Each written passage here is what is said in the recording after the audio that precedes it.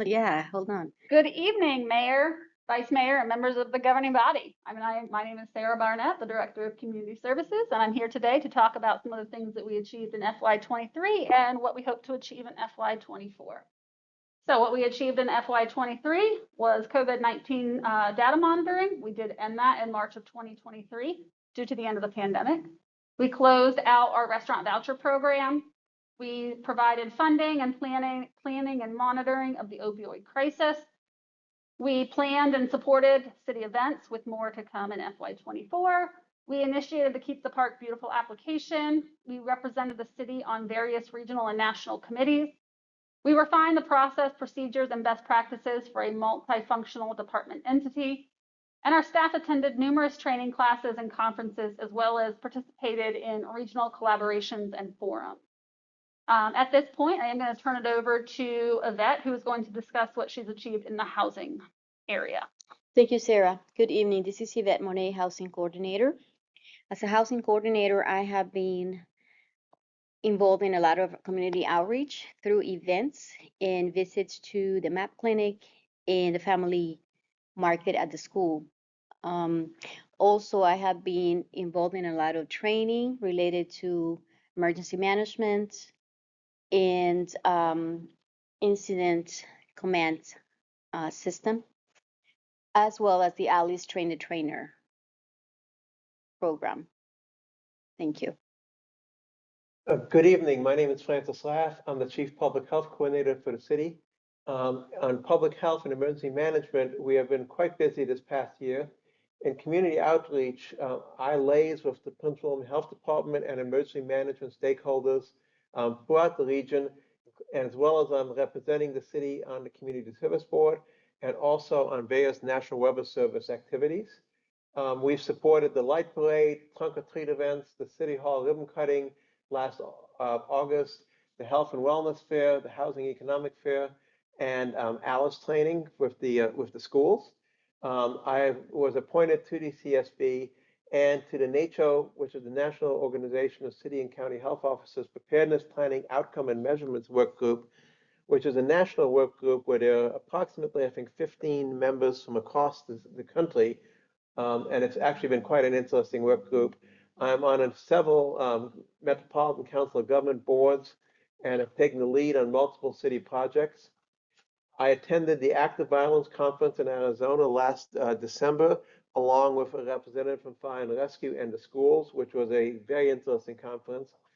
I attended the NACHO PrEP, meaning Preparedness and 360 conferences, the American Disabilities Act Symposium, the VDEM conference, the Alice Train the Trainer conference, which we had here, which we hosted here in the city, regional radiation surge exercises, the Opioid Abatement Authority meetings in Richmond, as well as the EMAP assessor training, which was the regional training here.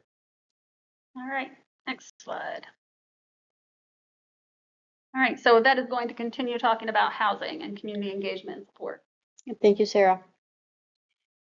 As part of our rental assistance program, we had 2 rounds, one at the beginning of 2022 and one at the beginning of year 2023.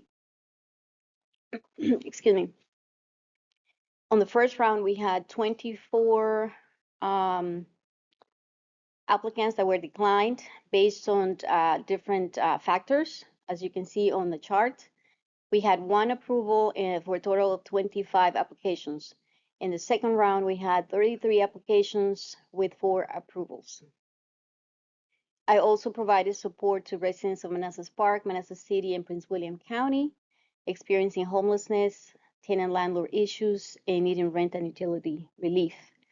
And mainly that support was in the form of giving out information, sending out an email with the link to a resource guide, as you can see on the right side. We have that resource guide on our website now for anybody who needs it. I also worked on applications for grants, looking for grant opportunities for various projects. One of them was a event grant that we used for the community day that we had in April. Another grant that we got was the local emergency management performance grant that was used for purchasing radios for the Parks and Recs department. We also got a grant for $20,000 for a housing needs assessment that we're working on right now. Thank you, Ivette. Now to circle back to the rental relief program that Ivette mentioned, we have paused that program for now. And that's really just due to that Prince William County is offering a better program that provides more funding to our residents. And so if they were to participate in our program, it would actually prohibit them from getting more funding from the Prince William County program. So until Prince William County runs out of funds, or if we're able to kind of revamp our program, we're going to keep ours closed because we would hate to, limit our residents who might not know about the Prince William County program. So at this point, if anyone is reaching out and needing rental relief, we are referring them over to Prince William County because it is a better program funding wise. They would receive more money. Thank you. Now, continuing with what we're doing in the housing arena, we are still partnering with our nonprofits partners in the community with events, and also providing all the information that we gather from them, sending them out to the residents that we have on our tracker. Also, sometimes we take those flyers to the MAP clinic or to the family markets in any events that we participate in. So that's just a list of some of the partners that we collaborate with. We're also promoting some programs that serve our residents in Manassas Park, such as the Prince William Rehab Program, the Prince William First Time Home Buyers Program, the Habitat for Humanity Critical Home Repair Program, and all the housing counseling agencies that serve our community. Now on the right, you're gonna see a chart of all the events. Okay, so on the last slide, as we were talking about the events, you're gonna see a chart with the list of the events that we participated in and how many people we reached, the total amount. You're gonna see that we are increasing since we started back in October 2021. Now here you can see a chart of all the touch points that we have done since this department started back in October 2021. We have about, well, actually not now, but at the end of fiscal year 2023, we had 1,300 contacts on the tracker. And if you see the colors here indicate the following. With the blue bar, that's the total contacts that we have on the tracker, not just Manassas Park, but anyone that reaches out for any information. So that's the total contacts. The orange bar is the Manassas Park residents. And you can see an increase from fiscal year fiscal year 22, quarter two, you can see an increase in the amount of residents of Manassas Park that we are reaching out to, with a peak in the fiscal year 22, quarter four. And that is based on the events that we go to, who's there. I think the increase is due also to the fact that we go to the school every month, to the family market, and a lot of people that go there are from Manassas Park as well. And then you have the gray bar that represents the residents of Manassas Park who are looking for rental assistance. And the yellow bar represents the residents of Manassas Park looking for utility assistance. And that's in comparison quarter on quarter, starting from fiscal year 22 to the end of fiscal year 23.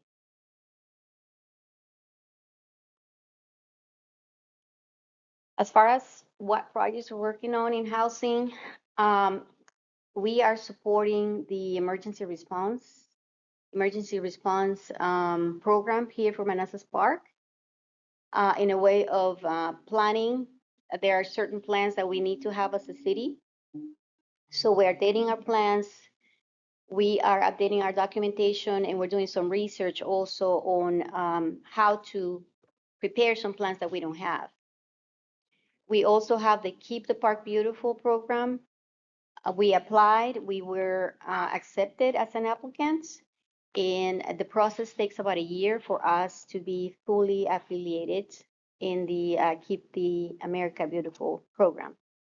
So we have done several cleanups as part of this program, and we did it at Blooms Park, Costello Park, and we also are doing a community index to see what areas need cleaning and what areas need beautification. As far as the housing needs assessment goes, we got that grant for $20,000 from Virginia Housing that we're very grateful for. And we already got 7 proposals that we're in the process of reviewing and choosing which contractor we're gonna get for to provide that service. Grant applications, we completed the application for the events grant, which was awarded, and that money was used for the community day in April of 2023. We also got awarded the $20,000 to complete the housing needs assessments. We're in the process of working on that, as I mentioned before. And Virginia Department of Emergency Management, we got $7,500 grant that was used for radios for Parks and Recs. Keep America Beautiful, we got a $500 grant to purchase cigarette butts, litter receptacles. They were already purchased, and we're in the process of placing them throughout the city. So these same applications, we will repeat these rounds. We're going to apply again. For the Virginia Housing Event Grant, we will apply. For the local emergency management performance, we will apply as well. And we will continue to apply for the Keep America Beautiful grants. Perfect. This is just some statistics as far as home sales in Manassas Park, and just to see how the market is doing here in our little city. And as you can see, just as in the rest of Northern Virginia, the market is still strong. You can still see the homes are being sold. If you look at this chart on the left, shows the transactions of sold homes from January 2021 through June of 2023, and you can see the same trend there.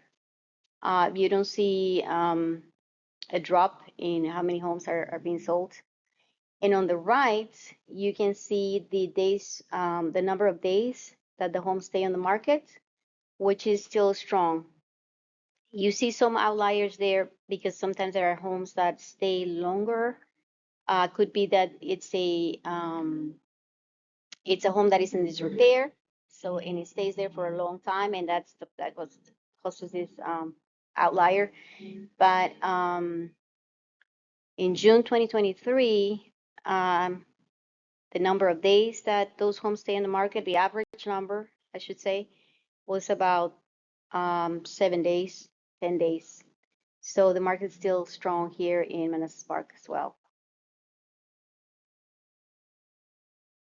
And this is a chart of the evictions that are going on in zip code 20111. And it's important to mention that zip code 20111 includes Manassas Park in some areas of Manassas City, Yorkshire, and Bacall. So not all the eviction cases that you see here on this chart are from Manassas Park. So you see the blue bars are judgments that were entered. The orange bars are cases that were continued. The gray bars are the cases that were dismissed, and the yellow ones are total cases.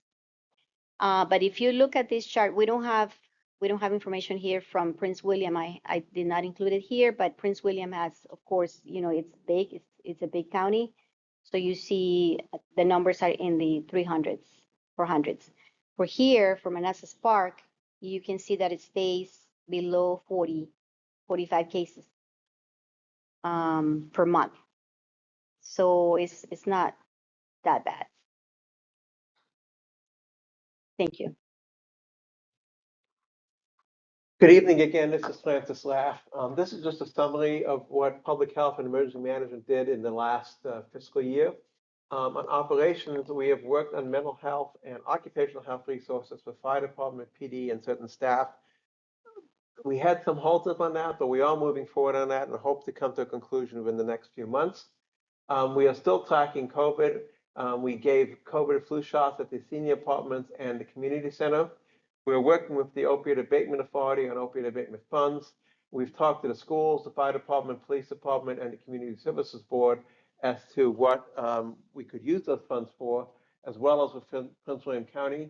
And we're working with the Community Services Board on hiring a opioid specialist that is actually going to work with all three of the jurisdictions. We've had some input on our flood management policies, on monkeypox, lanternfly abatement. We're liaisoning with the Prince William Health Department, and we're meeting with Prince William Health Department staff on a regular basis. We had frequent contacts with Dr. Ansher. Unfortunately, she has retired very recently and is in the process of being replaced, but no replacement has been picked yet. We were instrumental in working with the schools on ALICE training. ALICE is the active shooter, active violence training, and also working on CPR, AED, and stop the bleed programs for the city. As you know, you appointed me to the Community Service Board. In my assistant emergency manager role, in addition to working with the schools on ALICE, I did go to a active threat conference with the schools and the fire department in November, and I'm liaising with the schools on public safety issues in general. I am on the Northern Virginia Emergency Management Committee. We have done evacuation drills here at City Hall, and we have now installed AEDs and stop the bleed kits on every floor. I'm also the liaison for the city at the National Weather Service, and I'm working on the School Safety Strategic Initiative Working Group, which is a regional group that I represent. I represent the city on. I also represent the city on the COG ESF 5 Emergency Managers, ESF 611 Mass Care Housing, ESF 8 Health and Medical, and the FEPS group, which is the Public Health Emergency Managers Group.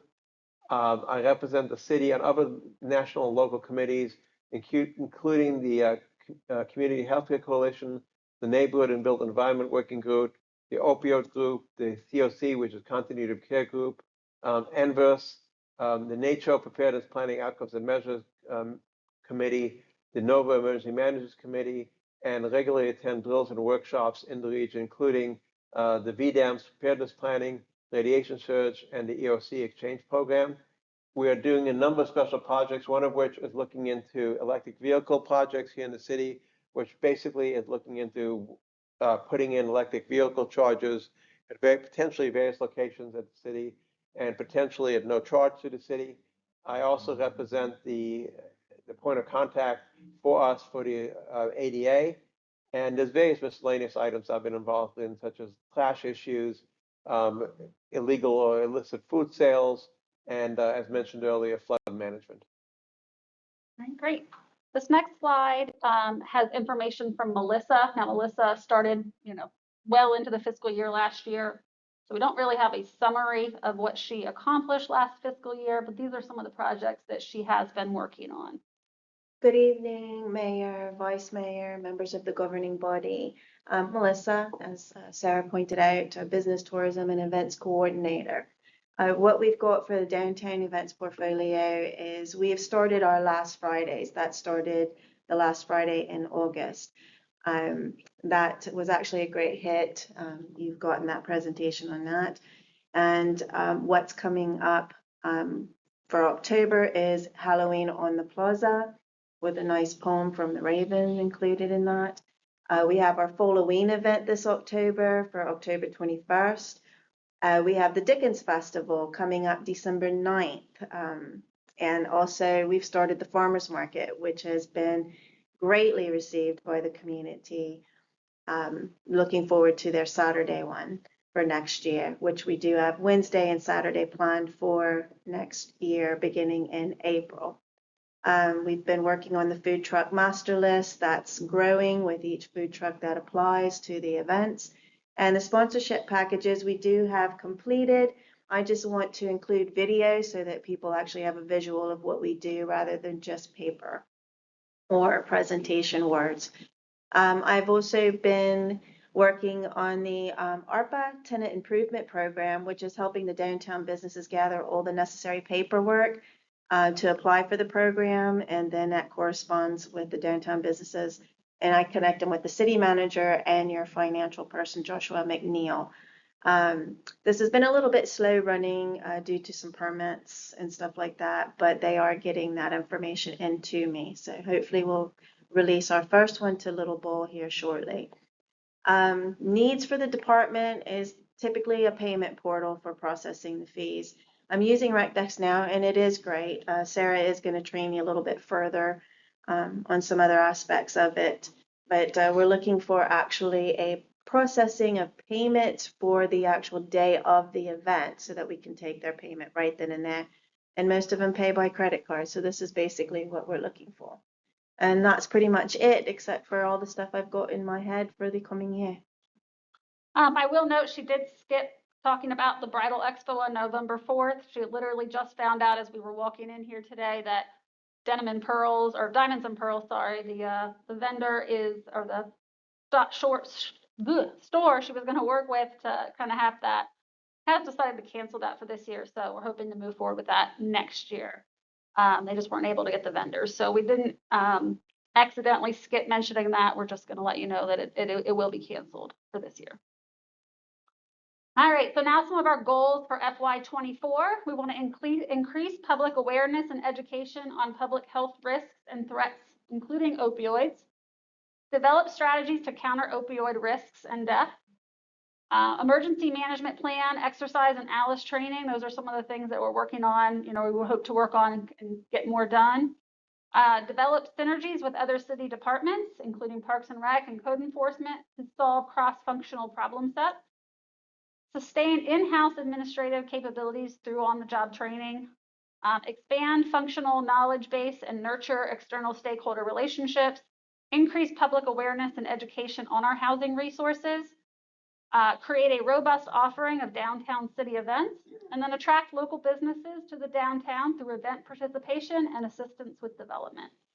So now I'm going to turn it back over to Ivette, who's going to talk about some of her specific goals for the year. Thank you, Sarah. In housing, we will continue with our community outreach, connecting with our residents.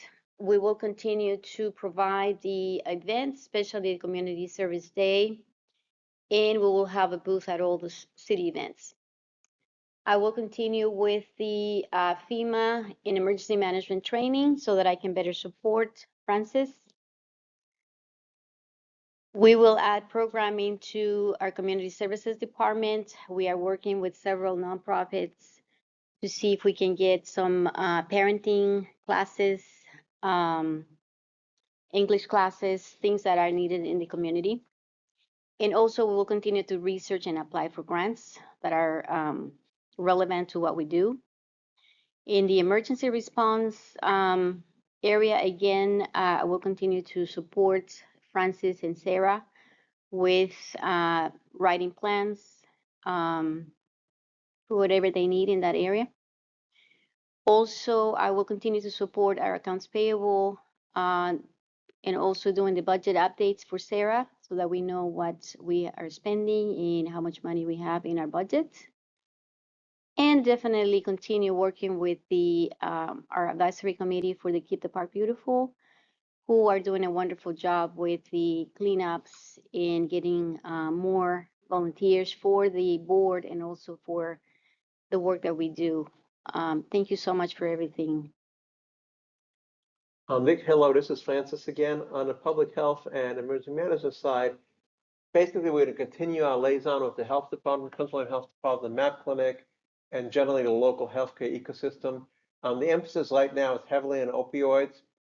And so we're going to keep working on that, as well as emerging diseases and emergency preparedness messaging, which I'm working a lot with Sarah on to get on our social media. We will continue to support all our city events as we have in the past. As far as education and training, there's two large national nature conferences, which I plan on attending, as well as the Virginia Department of Emergency Management spring training event, which we are required to attend. We're also possibly attending a school violence summit, again, with the school system later on in the year. Opioid abatement, we're going on with that. We're figuring out how to spend the money we have, whatever we can still get. We were planning some more evacuation drills, not only here for City Hall, but for the other city buildings. We would like to have a CPR and stop the bleed class, as well as ALICE trainings for in all the city buildings. And ALICE, again, is the active violence, active shooter training, and hopefully finish off the mental health agreement with Fairfax County. That's it. Okay, Francis is turning it over to me, business events and tourism. So I will continue with the Opportunity Improvement Program with assisting the small businesses as they come in downtown with the development, helping them get the permits, making sure they've got all their permits and everything. City event support, planning, implementing diverse offerings of downtown events. So we've got a lot of events planned for next year as well. Education and training events. So I need to get my FEMA and NIMS training completed for Francis. Then there is the new incentives program with the farmers market, the last Fridays, Halloween, Dickens Festival, as well as the other programs for next year. Great. Well, that concludes our presentation for FY23 and everything we have in store for 24. We thank you again for everything. And if you have any questions, please feel free to email us. Great night.